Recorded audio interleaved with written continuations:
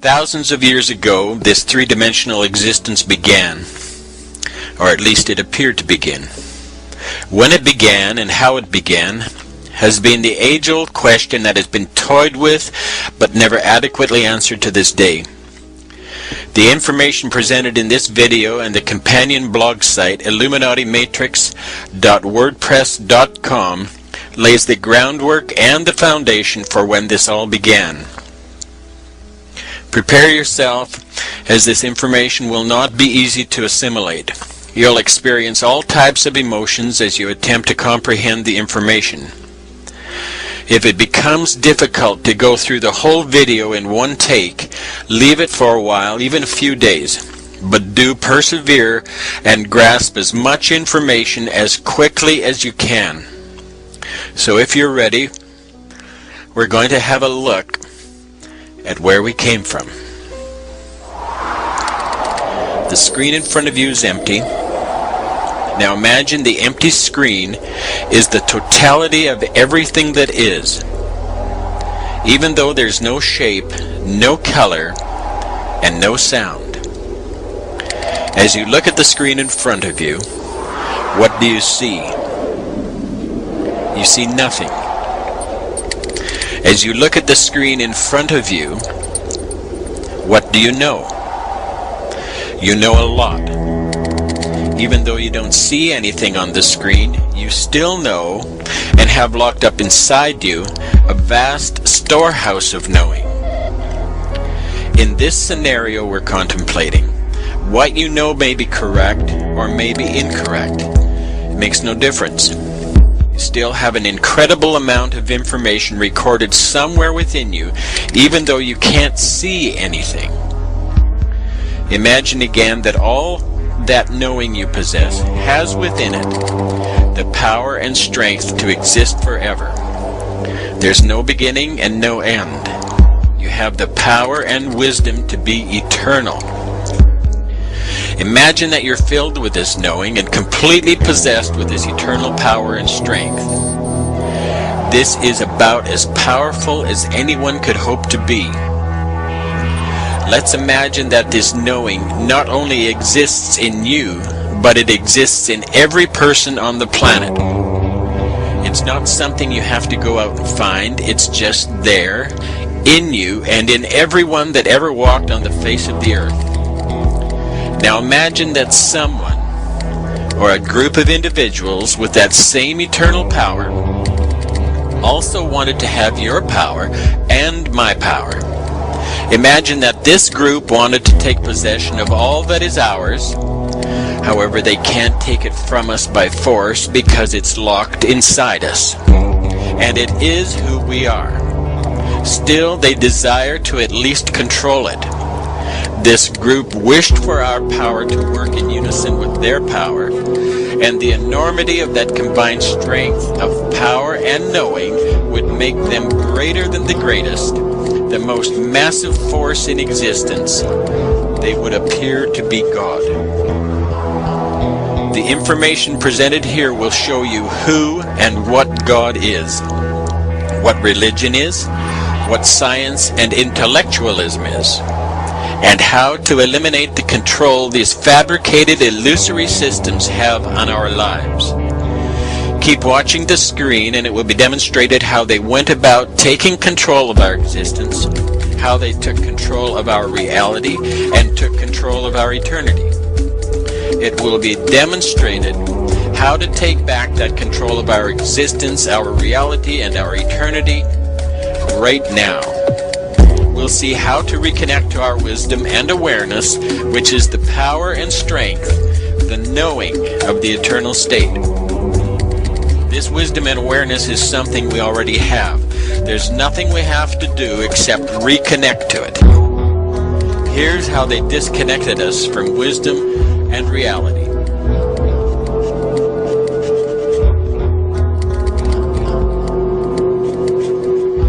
Through a process called thinking, the root, the seed of manipulation, was planted by the patron of thinking.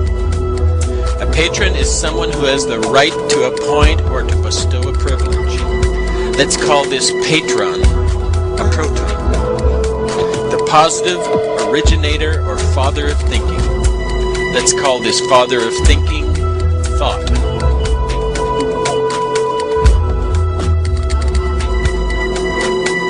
The seed of thinking, the seed of this patron father is neutral, not a patron or a proton, not mature enough to have seed of its own, simply neutral. We'll call this a neutron, and we'll call it the sun. This is the seed or son of the father. This neutron sun seed is one with the father proton, matching 1 for 1, only a bit smaller in size. The sun isn't the positive originator of thought, he's neutral. He's a peaceful sun. This is the beginning of thought, the beginning of thinking. The next step in the manipulation process is the thinking process, is the introduction of seduction. It's a grand concept to fabricate the concept of thinking, but just one thought isn't going to manipulate anyone loose of their connection to reality. This group of thinkers then thought to introduce something that would manufacture a form of perpetuity in this whole notion of taking control. Something that would be a place of reproducing the whole thinking process over and over and over again, endlessly, with virtually no effort other than directing the course of thinking until it reached its final conclusion of total control and the complete submission of everything unto them. The introduction of this next stage of thinking would have to cause motion, vibrations, and energy. Without motion or energy, the proton and neutron, the father and son, would lie dormant, nothing more than a thought without purpose. The concept of an opposite to the positive proton was conjured up. We'll call this elect lady the negative attraction that would perpetually spark the imagination of the father proton. We'll call this elect lady the electron. The electrons would be small, much smaller than the father proton or the neutron sun. In fact, over 1,800 times smaller. This electron would spin around the proton and neutron, held in orbit by the attraction to the male, yet keeping a distance, yet flirting endlessly for the male to pounce. But why stop there? Introduce another elect lady and another. Make it a whole harem of elect ladies, flirting and circling the male, creating a womb of protection for the seed of the father to grow and reproduce another just like themselves again and again endlessly. We'll call this womb the nucleus. This womb will be the room, the birthplace of the neutron sun seed within the womb of the mother. This mother we'll call matter. This womb of the mother, this room of matter, is called the nucleus, for it produced the nuclei of us. Matter is that which occupies space. Even though this mother electron is just a thought from the group of thinkers, it orbits the father and the son at the speed of thought, thereby occupying space, conjuring up the illusion of matter. Observe closely. The nucleus forms a hexagon in this two-dimensional demonstration. The hexagon is the form of two overlapping triangles which have been created by the electrons orbiting the proton and neutron. This hexagon is the hex placed on humanity through the adoration of the mother, the woman. Through the adoration of the mother, the woman. This has been implanted through the thought process of this unseen group of thinkers. From the void and emptiness of nothing, thought conjured up something. Within this grouping of the father proton, the son neutron, and the mother electron, the whole of everything is formed. This is the first atom, the beginning in the womb of thought. This is the matrix womb. Thought formed this energy that glowed as an electrically charged atom. This glow in turn produced light. What you see in front of you is a two-dimensional representation of the atom symbol that represents a ray of light. This was created or conjured up by thought. Thought is the Egyptian god Thoth, the creator of almost every activity known to man. Thought is spelled Thoth. This god is responsible for the alphabet, writing, speaking, the sciences, religion, you name it, and thought is responsible for it. The Egyptians credited thought with the words of science, religion, philosophy, and magic. The Greeks credited thought as the inventor of astronomy, astrology, the science of numbers, mathematics, geometry, land surveying, medicine, botany, theology, civilized government, the alphabet, reading, writing, and oratory. Thought was the true author of every work of every branch of knowledge, both human and divine.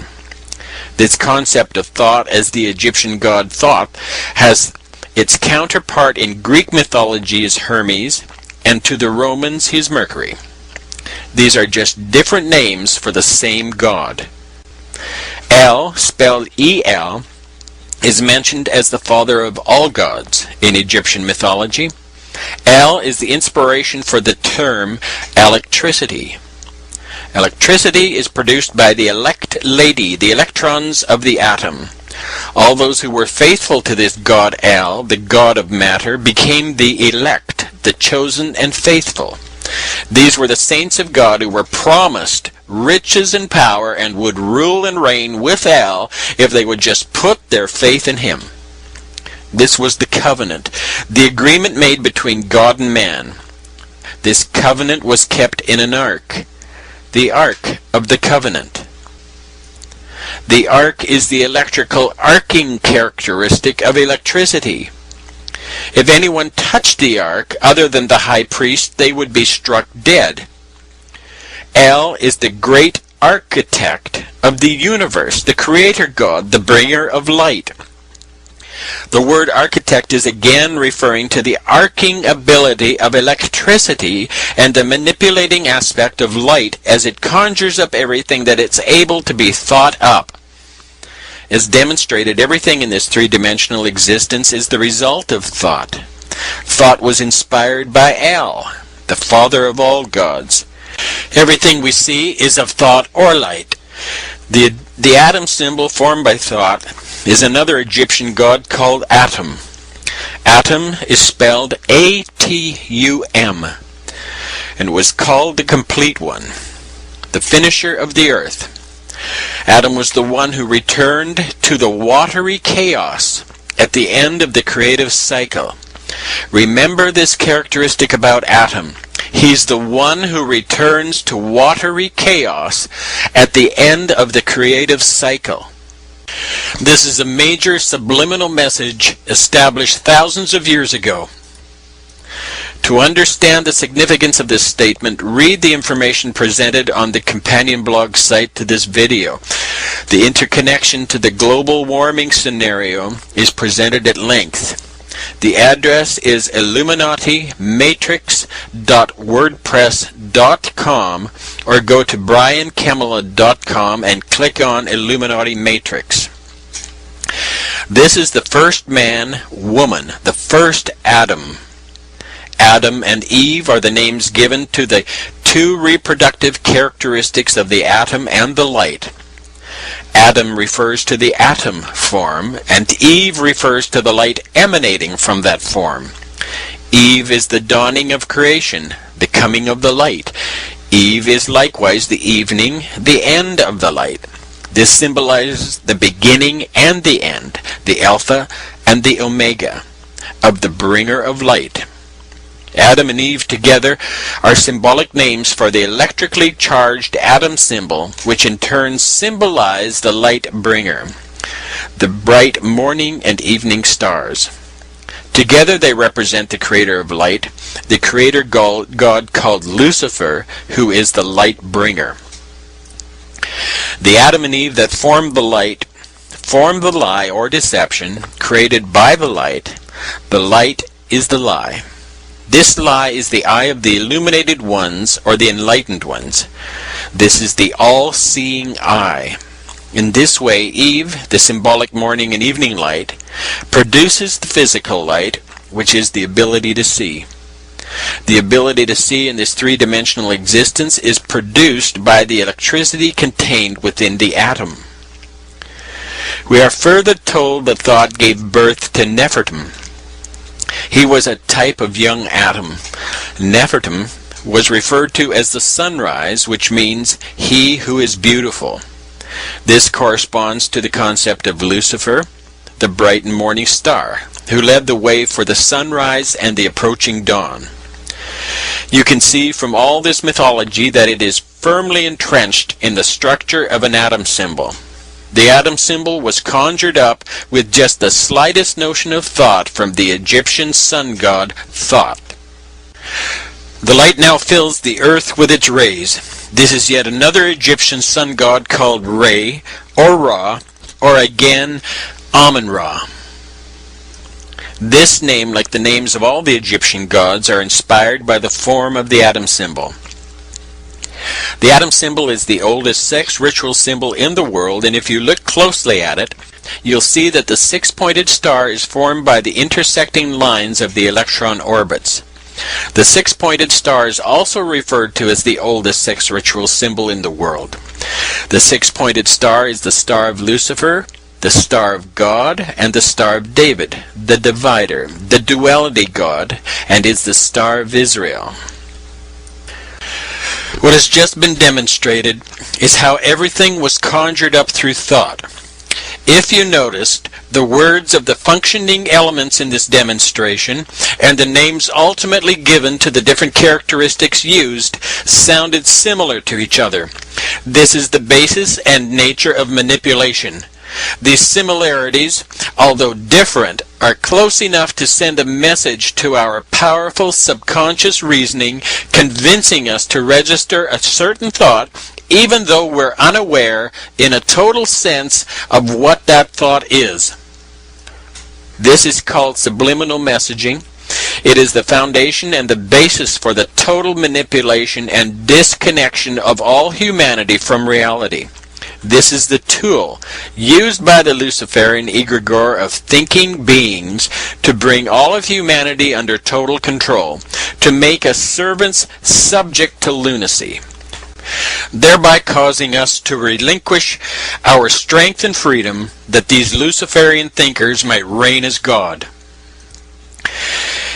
It's this knowledge called Kabbalism, the ability to manipulate matter one molecule at a time, that the elite of the world have used to perpetuate the kingdom of these fabricated gods on earth. Thinking themselves to be the saints of God, the elect, and the divinely appointed rulers of humanity, they apply the principles of subliminal messaging taught to them by the Luciferian group of thinkers through the intellectual institutions of the world, thereby creating a hypnotic trance in which all of humanity flounders around in confusion,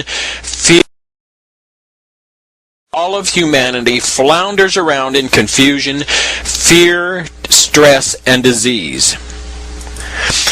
This Kabbalistic information has been handed down through the religious and intellectual systems that have plagued the world since the beginning of this conjured-up creation.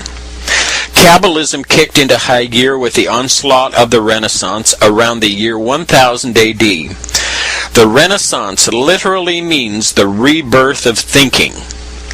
This is not to say that the Luciferian egregore group stopped thinking previous to that. What this does say is that the push for total domination, total submission, and total control was now on. What we'll focus on next is how this conjuring up of light manipulates all of humanity, and how to reconnect to our awareness and wisdom and the eternal power that is rightfully ours. Everything that's visible within this three-dimensional space is light. If matter is accelerated to the speed of light times the speed of light, it becomes energy, which is light. All that exists is formed from energy and light. For thousands of years, humanity has contemplated and asked repeatedly, where did we come from? The information you've just heard explained the origin of everything, the source of light, and the creation of all three-dimensional matter, which is energy. Before light existed, there was a void of nothingness. A like-minded Luciferian group of beings took upon themselves to control this void of nothingness. This void contains all the greatness of the eternal state. These beings desired to control for themselves all the power and wisdom of this nothingness, and thereby be worshipped as God. Here's how it works. The name Lucifer means light bringer or light bearer. The name Lucifer is derived from the Latin words lucem fere. Lucem means bringer or bearer, and fere means light. Lucem fere is Lucifer. Genesis chapter 1 of the Old Testament fills in without any doubt who the light bringer is and who or what Lucifer is. Genesis 1 verse 1 and 3 states, "In the beginning God created the heaven and the earth. God said, let there be light, and there was light." We've only read up to verse 3 of Genesis chapter 1, and already a hypnotic trance has been established. Very few will question that there even is a God. So anything that's written after these words is like shooting ducks in a barrel. Interestingly, this same concept of the light bringer, the day star or the bright and morning star, has been applied to Jesus as well. In the New Testament, in Revelation 22:16, we read where Jesus said of himself, "I, Jesus, I am the bright and morning star." Here we see that God is Lucifer, the light bringer. However, God is not just one supreme being, but a group entity, an egregore group thought form, agreeing together to appear as God. They've created the world systems of duality based on right and wrong, good and bad. They play the role of a good God and a bad devil. This Luciferian mindset shows itself in history as the mythical gods of old, each with a particular characteristic. These gods, when taken together, form the egregore group of thinking entities. God said, "Let there be light." God spoke. Speaking a word requires a thought. The word that this egregore God spoke was a thought. Every thought is a word. All words have sound. Even sounds not audible to our physical ears have sound. Sounds vibrate. Thoughts, which are words, which are sounds, vibrate. Vibration is energy. Energy has a strange characteristic in that it glows. Glowing is light. Therefore, thoughts are light. Everything you see is just a thought, conjured up by the Luciferian group of thinkers, and everything you see is formed by thought. Following this thought to word to sound trail ultimately leads to the creation of light. The very nature of light is to corrupt. This thought process called thinking has created the corruptible three-dimensional realm. Everything in this 3D space corrupts and dies. Light is nothing more than thought, and the thought form of the Luciferian thinkers is designed to create death, thereby controlling humanity through the fear of death. This God, it purposely and willfully created the concept known as death, and that's all death is, a concept through thought. Manipulating humanity with this illusion instills fear and desperation. Fear is the foundational characteristic that allows hypnotic, subliminal thought light patterns to be focused and injected into and forced to pass through our crystal brain. Our human three-dimensional brain has the same physical characteristics as that of a solid crystal or prism, except in liquid form. There's nothing godly, loving, or sweet about this group entity or its method of manipulation. For thousands of years, the use of fear and desperation has resulted in murders, wars, bloodletting, and endless disease. Children have been tortured, women have been raped, and men have marched blindly off the plank into the ocean of hypocrisy and death. This has all been courtesy of the God of the Bible, the God of love, the God of the Old and New Testaments, the God of the Quran, the God of Buddha, the God of every religion and intellectual system known to man. This is the God of light, the Luciferian light bringer.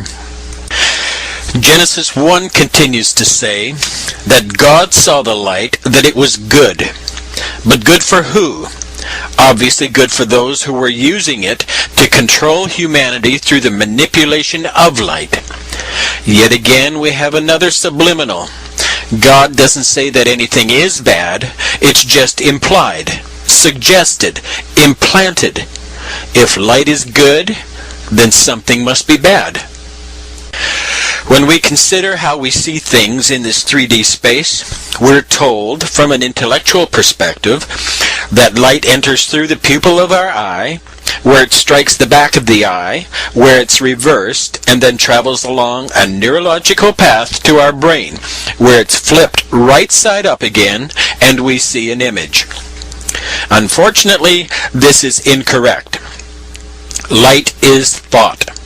And the thought of what we are intended to see is implanted within the liquid crystal prison of our brain. The suggestion, which originated from the Luciferian mindset, travels through the crystal brain, and similar to a ray of light passing through a rain shower, a rainbow of three-dimensional color, form, and sound explodes in front of us. Whatever suggestion is attached to that explosion emanating from our crystal brain determines color, shape, depth, sound, and so on. The things we see, the sounds we hear, the smells we smell, all these details are within the thought, which is the word, the sound, the vibration, the energy, the glowing, and is the light. This has all been implanted in our brains as subliminal suggestion, and we believe it. Because we believe our senses and all the suggestion attached to them, it seems real.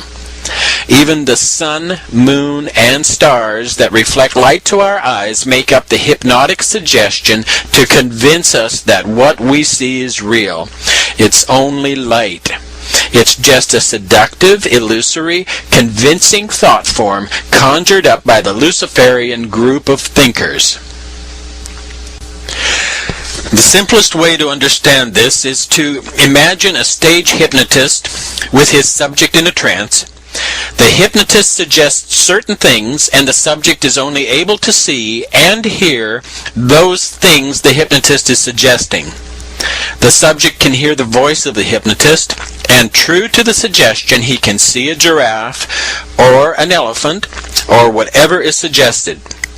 The hypnotized subject can't see the audience, can't hear them laughing. The subject can only recognize those things the hypnotist suggests. Why can't the hypnotized subject see the audience or anything other than what the hypnotist suggests? Simply because the suggestion is a subliminal thought, a word, and it created a whole new light pattern to emanate from the entranced subject's eyes. His eyes and ears still function, but because the thought implanted in the crystal brain has changed, then the reality of what seems to be real also changes. The hypnotized subject's eyes and ears work perfectly, but the reality is the hypnotized subject can't see anything other than the words suggested. But why? Why can't the subject in a trance see anything else?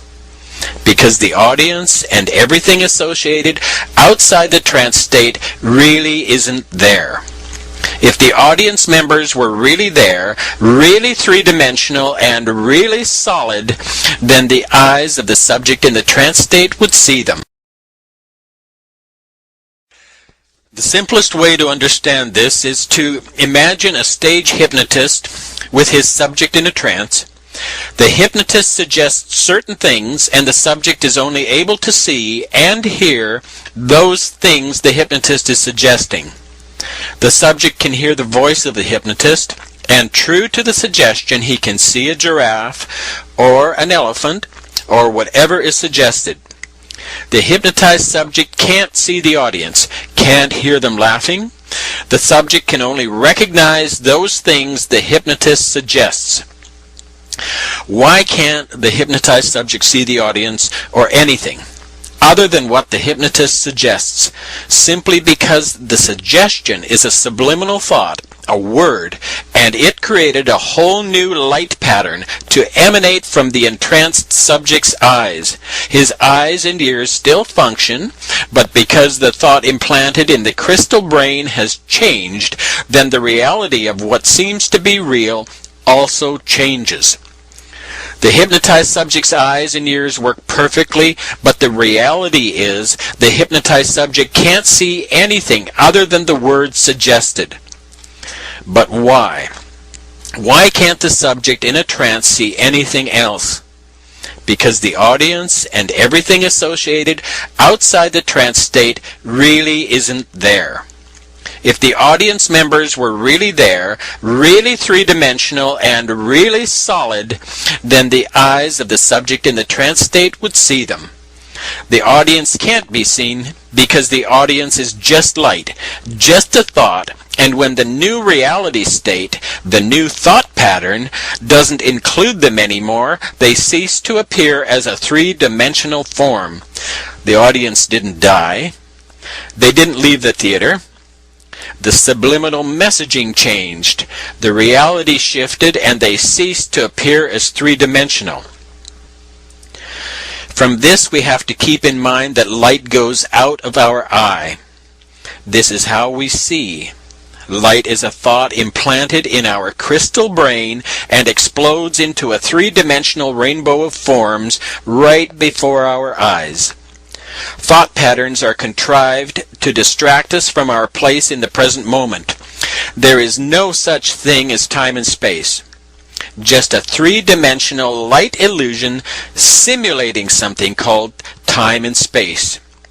When we can be manipulated to leave the present moment, the seduction of the thought energy light illusion is able to control our strength and power. Staying in the present moment of awareness allows us to reconnect to our original state. We're no longer manipulated to be concerned over the past or the future. Since time is non-existent, then concern for the past or future is to forfeit your awareness for something that doesn't exist. Only the present moment exists. Staying in the moment by simply watching and waiting, not reacting ever, reconnects us to reality, allows us to take back our power from this Luciferian egregore group of thinkers. The manipulation by the three-dimensional physical state of everything is then nullified as we connect to the eternal state of awareness, that state of no thing, that state of no three-dimensional thing, which in turn is nothingness. Our power and strength, our wisdom and knowing exists in the moment before thought. We have no thoughts of our own. All thoughts are implanted by the perpetual motion set into play from the beginning of this conjured-up creation. We are taught to believe that a thought can originate with us. It can't. The three-dimensional system implants all our thoughts so that we then experience the reality they, the Luciferian thinkers, want us to have. Reconnect to wisdom. Watch and wait. Don't get upset when you're instructed to. Don't react when you're demanded to. Don't resist when you think you want to. Don't try to suppress your feelings when they tell you to suppress your feelings. Just observe these thinkers telling you to suppress your feelings. And this little act of watching and waiting puts you in control of you. You reconnect with your awareness, and the manipulation perpetuated through the religious and intellectual systems of the world is neutralized. Nothingness is our original eternal state of patience, joy, beauty, caring, knowing, and freedom. It's the power of this awareness that these entities desire to control. You'll notice that the octagon symbol appears in red as a familiar stop sign. This is a symbol of total control. The octagon symbol is a major subliminal message used to seductively manipulate humanity into the precarious position of a pending devastation. This octagon is formed from one of the light atom symbols, which is a zodiac cross. This is the sun god on the cross. The light atom symbol is one cross. When you take this cross and give it a 45-degree twist, then overlay it behind the first atom symbol, in effect, what you have are two crosses which were used to form the atom symbol. These two crosses now form what is called the double cross. This is the cross of religion and intellectualism. This is the cross of duality, the cross of death, deceit, destruction, and every diabolical system known to man. Not only is this double cross the subliminal shape of the stop sign, a symbol of total control, it is the shape of the Freedom Tower being built to replace the World Trade Center in New York City. This tower has nothing to do with freedom, but has everything to do with the destruction of the undesirables, or, in Luciferian language, the cleansing of the ungodly from the face of the earth. The elite implement this double cross at every opportunity when it comes to perpetuating and completing the agenda on behalf of the greed of the Luciferian thinkers. Their greed drives their desire to be worshipped as God. Their desire fosters thought, and thought fosters the whole three-dimensional experience. And the rest is literally history.